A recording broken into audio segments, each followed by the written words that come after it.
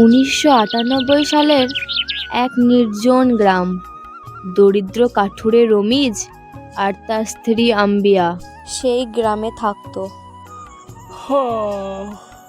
আবার নতুন দিন খোদা, কিন্তু পেটের ভাতের খবর যাই উঠি দুটো ভাতের জোগাড় করতে পায় নাকি দেখি।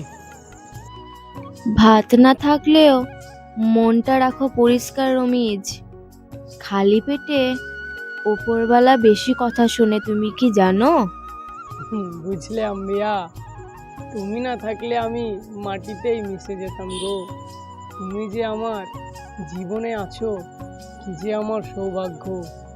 তোমাকে দুটো খেতে দিতে পারি না আমি, কিন্তু তুমি আমার সাথে রয়ে গেলা গো সারাটা জীবন। ওই কাঠুরে আদিক্ষেতা, যত সব আদিক্ষেতা করে সকাল সকাল ঘুমটা ভাঙিয়ে দিয়ে এত জোরে জোরে আওয়াজ করছে, কাঠুরে কোথাকার। এই রশিদ মাঝিটাও না, একদিন না একদিন ও ঠিকই লজ্জা হবে। তারপর রমিজ হাঁটতে হাঁটতে জঙ্গলের দিকে যায়। এই জঙ্গলটাই হলো আমার অফিস, আর আমার বউটাই হলো আমার বস। আজ যদি একটা মোটা কাঠ পাই তাহলে বাজারে যাব, তাহলে দুমুঠো ভাত জুটবে পেটে, না হলে আজকেও সেই খালি পেটে ঘুম। হে আল্লাহ, আমার একটা মোটা কাঠ ব্যবস্থা করে দে আল্লাহ।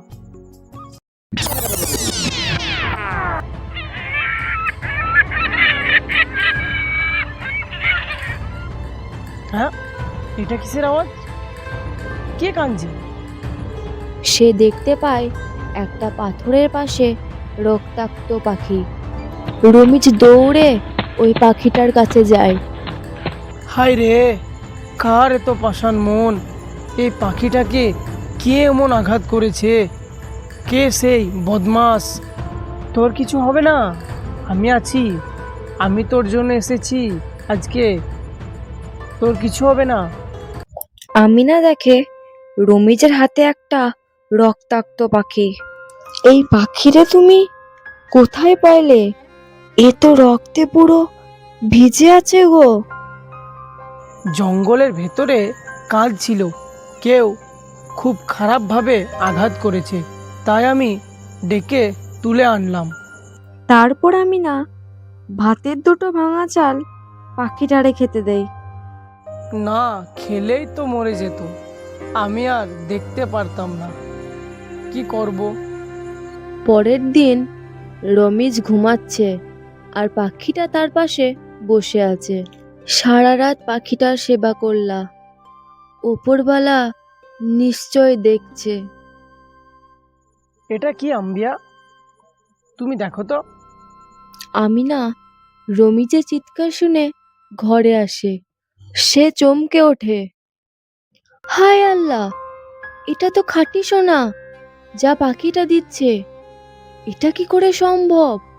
হ্যাঁ, আমি বিশ্বাস করতে পারছি না আম্বিয়া, এমন তো গল্পে শুনে এসেছি, এটা সত্যি বাস্তবে সম্ভব।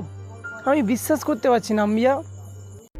সোনার চেয়েও দামি তোমার মন রমিজ, কিন্তু এটা কি উপহার? আমি তো বুঝে উঠতে পারছি না। কাঠুরে হঠাৎ হাসি খুশি, ঘরে কি ওদের স্বর্গ নামছে? এটা তো দেখতে হয়।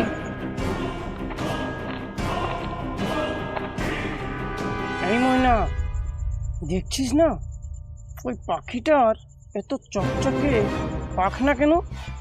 নিশ্চয় পাখিটার কাছে জাদু আছে। জাদু থাকলে আমাদের ঘরে থাকুক, তোদের ঘরে না। আম্বিয়া, রশিদ, কিছু একটা করো। তুই শুধু শোনা না রে, তুই আমার আশা ভরসা, তুই শুধু শোনা না। জানো রমিজ, খোদার রহমত যদি জীবিত থাকে, তার এই জলজ্যান্ত প্রমাণ হচ্ছে পাখি। রাতের বেলায় রশিদ মিয়া রফিজের বাড়ি চুপি চুপি যায়। সে ছিটকিনি খুলে ঘরে ঢুকে পড়ে এবং পাখিটাকে চুরি করে নিয়ে আসে তার ঘরে। এই পাখি, তুই এখন আমার, চল শুরু কর শুরু কর। সোনার ডিম দে আমাকে, আমাকে আরো বড় লোক করে দে। সোনার ডিম দে আমাকে। ভালোবাসা না থাকলে কিছুই জন্মায় না, এটা তুমি মনে রেখো ভালো করে। কি?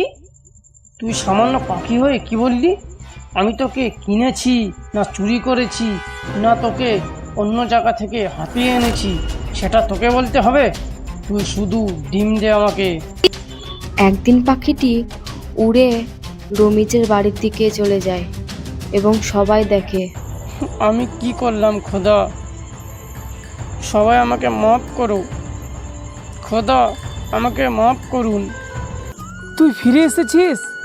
আমি জানতাম ভালোবাসা কোনোদিনও হারায় না। তোকে দেখে আজ আমার চোখে পানি চলে আসলো।